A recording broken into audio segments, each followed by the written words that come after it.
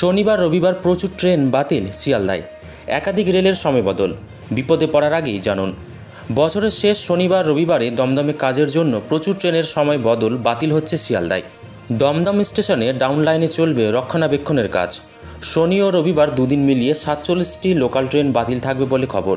তবে শনিবার রাতের দিকে মূলত কাজ হবে, আর রবিবার সকালের দিকে কাজ শেষ হবে।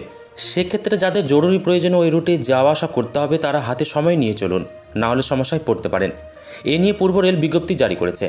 জানা গিয়েছে শনিবার রাত 11:30 থেকে রবিবার সকাল 6:30 পর্যন্ত সব মিলিয়ে 7 ঘন্টা এ রেল লাইনে রক্ষণাবেক্ষণের কাজ করা হবে। সেই সময়টাতে রেল লাইনে ট্রেন চলাচলে বিঘ্ন ঘটবে বলে খবর। যে ট্রেনগুলি বাতিল থাকবে তা একবার এক নজরে দেখে নিন। এটা জেনে নিলে সুবিধা হবে সাধারণ যাত্রীদের। রাস্তায় বেরিয়ে সমস্যায় পড়তে হবে না।